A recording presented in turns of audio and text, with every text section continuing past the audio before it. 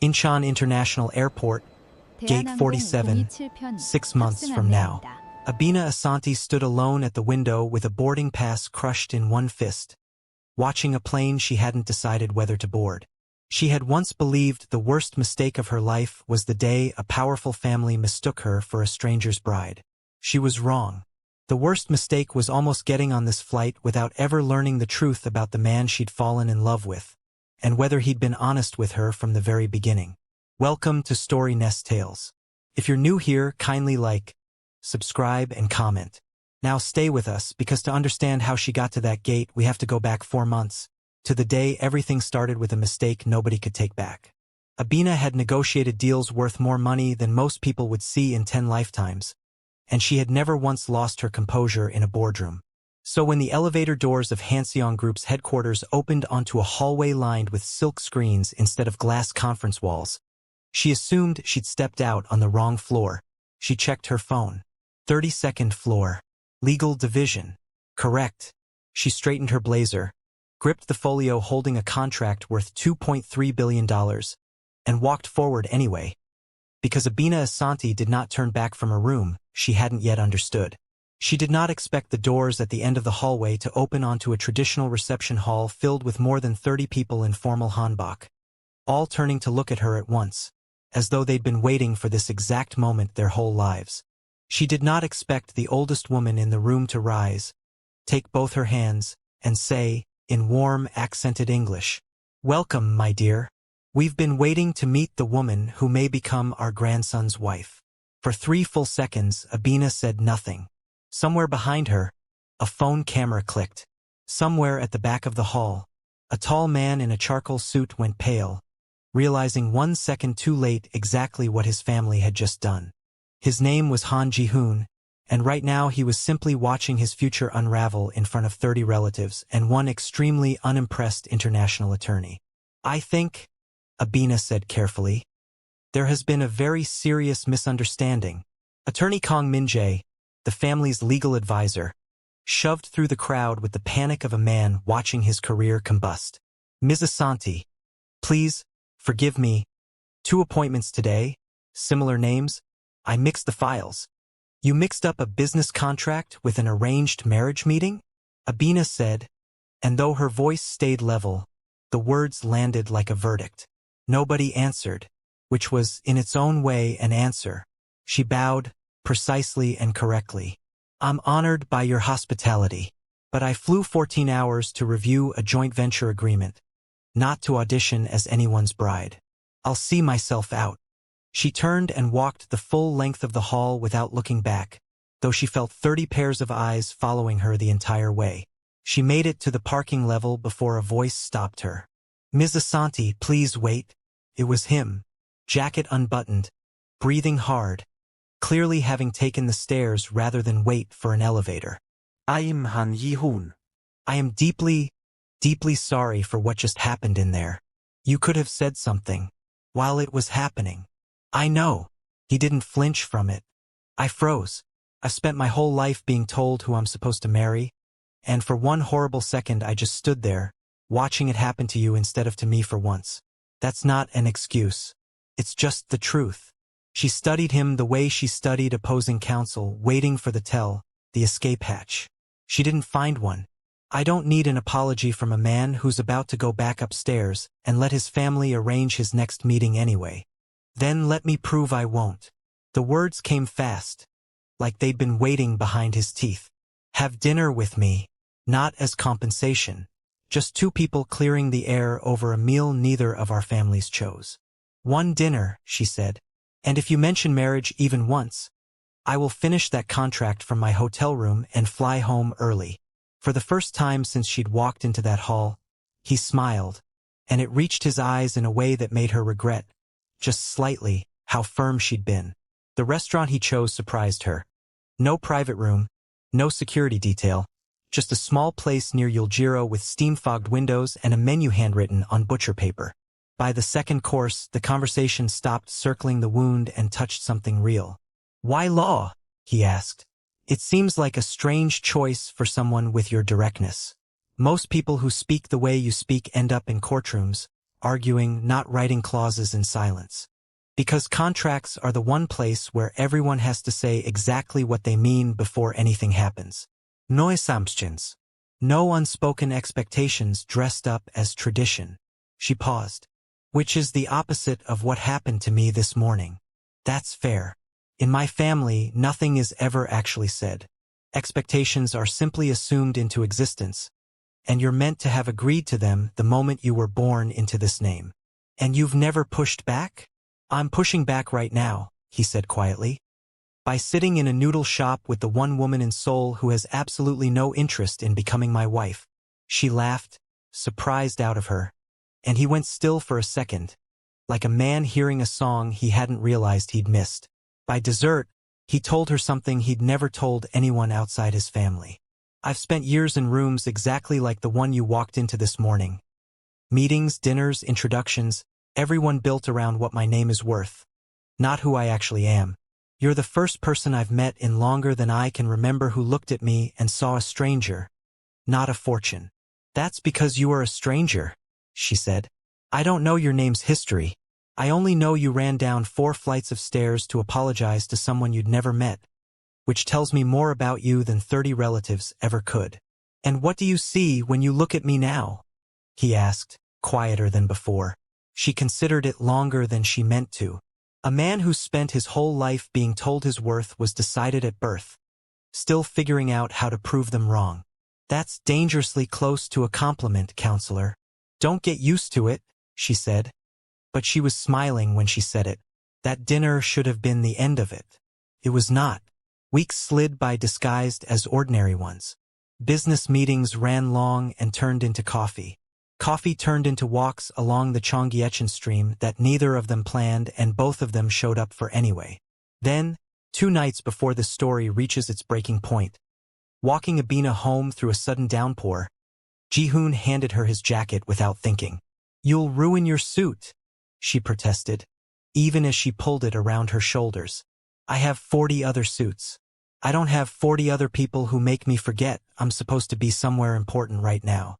She laughed, looked up at him through the rain, and for a moment neither of them moved, the city blurring gold and wet around them. Neither one named what passed between them when their hands brushed the jacket's collar. Both of them carried it home anyway.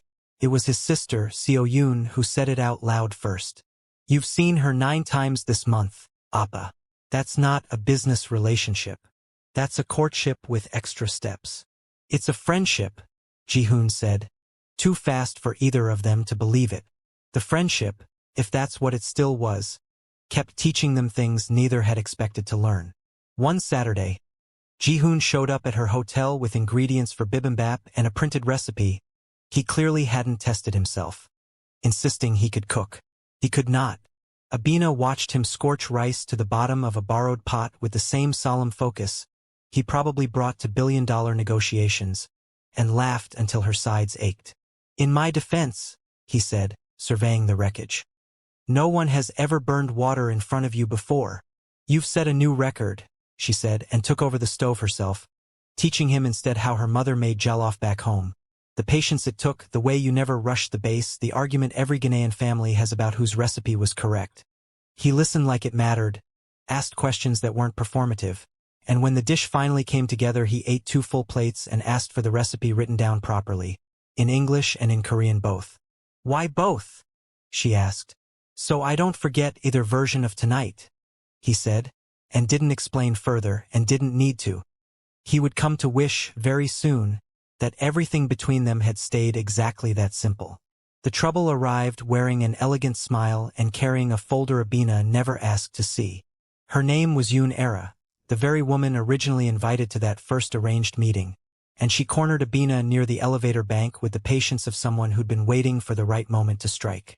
You do understand, Era said, that men like Ji-hoon don't fall for women like you by accident. Careful, Abena said. That almost sounded like a compliment. It wasn't.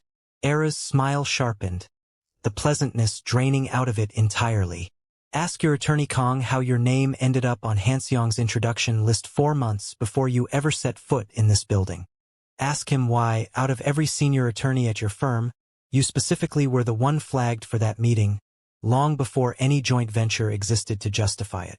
She walked away before Abena could respond, heels clicking unhurried against the marble, leaving behind 5 words that would not stop circling in Abena's mind for the rest of the day. For months before you arrived, she told herself it was nothing, corporate gossip, a jealous woman's parting shot. But that evening, reviewing the joint venture file one final time before signing, she found it anyway. A routing memo, dated 4 months earlier from Attorney Kang's office, cross-referencing her name specifically, tagged with a note that read, in Korean she had translated twice to be sure, per Director Han's earlier request. Her stomach turned to ice. She confronted Ji-hoon that same night, the memo trembling slightly in her hand. Did you ask for me? By name? Before I ever came to Seoul. He looked at the memo like it belonged to a stranger. Abena, I have never seen this document in my life. Then why does it have your name on it? I don't know, he said, and for the first time since she'd met him, he sounded genuinely lost rather than composed. I swear to you, I didn't orchestrate any of this. You apologized to me in a parking garage like a man who'd been ambushed, she said, her voice shaking now. Was any of that real? Or was I just the plan finally working the way someone wanted it to? Abena, look at me. If I had engineered a way to meet you, do you honestly think I would have let my entire family humiliate you in that hall first? I would have found a version of this that didn't cost you your dignity in front of 30 strangers. Maybe you didn't plan the humiliation. Maybe you just planned the meeting and let the rest happen the way it happened. That's not fair. None of this is fair, she said. I valued exactly one thing about you, that you never once tried to be anything other than honest with me. If that wasn't true from the very first day, then I don't know what we've actually been building here. She left before he could answer, because for once in her life, she didn't trust herself to hear an explanation and stay reasonable about it. Before you find out what that memo actually meant, and whether Ji-hoon is telling the truth, make sure you've hit that like button and dropped a comment telling us if you'd have believed him. Because what happens next changes everything you think you know about this story. She booked the earliest flight home she could find. She stopped answering his calls. For 2 days, Ji-hoon sat in his office refusing meetings, staring at a phone that never lit up with her name, replaying the memo in his mind and finding no explanation that made sense. He had his own legal team dig through Han Seong's introduction records twice. Certain someone would tell him it was a clerical error, a coincidence, anything. No one could explain it, which meant, as far as he understood it, that either his father had orchestrated a plan behind his back the same way he always did, or the truth was something worse, that Ji-hoon simply didn't know his own family's schemes as well as he'd believed.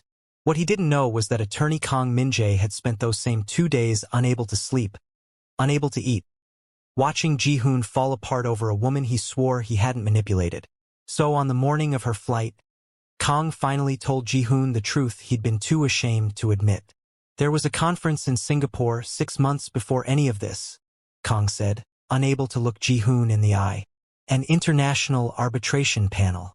You attended for 20 minutes between meetings, and you mentioned once, in passing, in the car afterward, that the attorney representing the opposing counsel that day was the sharpest person you'd seen argue a case in years. You said it and forgot it by the time we reached the next appointment. I didn't forget it. Kang, let me finish, because I've owed you this for months and I've been too much of a coward to say it. He drew a breath. You never gave me a name. I found her myself later, when your father demanded I compile candidates for another introduction he wanted to force on you. I recognized her from the conference photos. I thought if I could simply get the 2 of you into the same room, whatever happened next would happen honestly, without me having to explain any of it, without your father ever knowing I'd chosen someone outside his approved list. I never told you. I never told her. The mistake in that hall was never a mistake. It was mine alone, dressed up as an accident so no one would ever have to know I'd interfered. And I let both of you believe it was simply bad luck, because the truth made me look like exactly the kind of person who manipulates people's lives for a living. You let her believe I'd used her. I let both of you carry a lie that was entirely mine to carry, Kang said. I am sorry. I should have told you the moment she found that memo, not 2 days later, after she'd already booked a flight home. Ji-hoon didn't wait to hear the rest of the apology. He was already running. He reached the airport with 11 minutes before her gate closed. Sprinting past security lines he had no clearance to cross, until he found her exactly where she stood, boarding pass in hand, still deciding. "Kong set it up," he said, breathless, before she could turn away. "Not me. He heard me mention you once, months ago, after watching you argue a case I barely remember attending. He orchestrated the meeting because he wanted us to happen honestly, and then he was too afraid to admit what he'd done. I didn't know your name until the day you walked into that hall. Everything after that, the apology, the dinner, the rain, the bibimbap I nearly set on fire, none of it was planned. It was just me, finally getting to know you. How do I know that's true? And not just the version of the truth that lets you keep me? Because I'm the one who ran through an airport to tell you the truth, instead of letting you fly home believing a lie about me," he said. "If I'd orchestrated any of this, Abena, I wouldn't need to chase you down 11 minutes before your gate closes to prove it wasn't a lie. I'd have just let you go, and let the story write itself the way liars always do. You could still be a very good liar." "I could be," he admitted. But a very good liar wouldn't have spent 2 days refusing every meeting on his calendar because he couldn't stop wondering if you thought he was one. She studied him one final time, the same way she'd studied him in that parking garage months ago, and found, once again, no tell, no escape hatch. Only a man who'd sprinted through an international airport for the chance to be believed. "I'm still angry," she said. "I know. You're allowed to be. That doesn't mean I'm getting on this flight." "I wasn't going to ask you to," he said. "I only came to make sure you didn't leave believing something about me that was never true." She didn't get on the flight. She let him carry her bag back through the terminal instead, both of them silent for the length of it, the anger not gone but no longer standing between them like a wall. A few days later, Grandmother Lee, the family's quiet matriarch, invited her to tea to ask, without ceremony, whether she'd still want Ji-hoon if he lost everything tomorrow. Abena didn't hesitate. "I already almost lost him over a lie that turned out to belong to someone else entirely," she said. "I sat in an airport terminal, ready to fly home rather than risk being wrong about him, and he still came running to tell me the truth before I could leave believing otherwise. I'm not walking away from a man like that over money he hasn't even lost yet." "You could have believed the memo," Grandmother Lee said. "Many women would have. It would have been easier." "Easier isn't the same as right," Abena said. "I've built my entire career on knowing the difference between the two, and I wasn't about to forget it the one time it mattered most." Grandmother Lee said nothing. She simply refilled Abena's cup to the very brim without spilling a drop. And in the Han family, everyone who mattered understood exactly what that gesture meant. Chairman Han Dong-min made one final attempt to end things his way, summoning Abena to his office and sliding a folder across the desk. A number followed by more zeros than most people saw in a lifetime, attached to one condition: a quiet departure and no further contact with his son. "This isn't personal," he said. "It's protection. For my family's name and, frankly, for you. Marrying into this family will cost you more than you understand." Abena closed the folder and slid it back without opening it twice. "I already survived one attempt to convince me this relationship wasn't real, Chairman Han. Came from your own legal office and it very nearly worked. Yours won't. Then you leave me no choice but to handle this the way I handle everything else." "You can handle it however you like," she said, rising to leave. "But you should know your son ran through an airport, past security he had no clearance to cross, to convince me a lie hadn't been his doing. I don't think you've ever had to run anywhere to prove anything to him. Maybe start there instead of with a folder." The chairman said nothing as she walked out, though something in his expression, somewhere between fury and the first flicker of doubt, told her the folder would not be the last attempt, but it might be the last one he was proud of. Word of that meeting reached Ji-hoon within the hour. 2 days later, at a shareholders' gathering meant to quiet gossip headlines, his father raised the possibility of a renewed arrangement in front of the entire executive board. Ji-hoon stood. "I've spent my entire life being told love is a business arrangement," he said, his voice carrying to every corner of the hall. "Someone in this family already tried to engineer my happiness once, in secret, and it nearly destroyed the one honest thing I've built for myself. I won't let anyone, including you, decide who I love ever again." No one moved. Attorney Kong, standing near the back, finally exhaled a breath he'd been holding for 2 full days. That night, Chairman Han asked to speak with Abena alone, without an agenda prepared in advance. "My family looked at your profession before we looked at your character," he said, quieter than she'd ever heard him. "That was our mistake. All of it, not yours." The formal apology came a week later, at a family dinner where the entire extended family sat in deliberate silence, waiting. Chairman Han walked the length of the table and bowed to the woman he had once tried to pay to disappear. "Our family judged you before we understood you," he said. "I am sorry." Abena bowed in return. Respect grows when people are finally willing to understand each other, instead of assuming they already do. A few weeks later, Ji-hoon asked her for one more walk, through Seoul forest, at dusk. No reporters, no cameras, just the quiet of a city holding its breath. "The day we met," he said, stopping beneath a canopy of maples just beginning to turn. "You walked out of a room full of people who thought they knew who you were, rather than let them decide it for you. And months later, I ran through an airport to make sure you never had to wonder about me again. I don't ever want you to have to wonder again." He knelt. Her hand went to her mouth before she'd fully registered what was happening. "Abena Asante, will you marry me? Not as anyone's mistake, and not as anyone's arrangement. Just as the man who chased you to the one truth that mattered, and intends to keep doing exactly that for the rest of his life." Through tears she hadn't expected, she said the only word that mattered: "Yes." The wedding honored both families in equal measure. A traditional Korean paebik beside a Ghanaian Kent-draped altar, elders from Seoul bowing alongside relatives flown in from Accra. Grandmother Lee sat beside Abena's own grandmother, trading warm, wordless smiles neither needed translated. Attorney Kong stood near the back of the reception, still visibly uncertain whether he belonged there at all, until Abena crossed the room and pulled him into the receiving line herself. "You don't get to disappear from this story," she told him. "You made a mistake trying to fix one, and then you had the courage to undo it before it cost either of us everything. That's more than most people manage." "I still cost you 2 days you can't get back," Kong said quietly.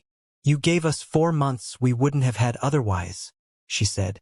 "I've decided to keep those, and let go of the 2 days." Chairman Han rose to give the final toast, something none of his advisors had prepared him for. "A year ago my family and one member of my own legal staff made the worst mistake in our history, in more ways than any of us understood at the time. I am grateful every single day since that this woman refused to let any of us decide who she was before she'd had the chance to prove it herself." Ji-hoon reached for Abena's hand under the table, and she let him hold it, watching a room full of people who had once been strangers. Some of them once cruel strangers, one of them once a man who'd nearly cost them everything without meaning to, now raising their glasses with nothing left to prove. The strongest relationships are rarely built on perfect first impressions or family expectations. They are built by 2 people willing to run through an airport, tell the truth even when it costs them, and choose each other again after the lie has already done its damage and there's no longer anything easy left to hide behind. Sometimes the greatest mistake a family, or a well-meaning stranger, ever makes becomes the very beginning of the life 2 people were always meant to find. If the story moved you, don't scroll away just yet. Hit that subscribe button.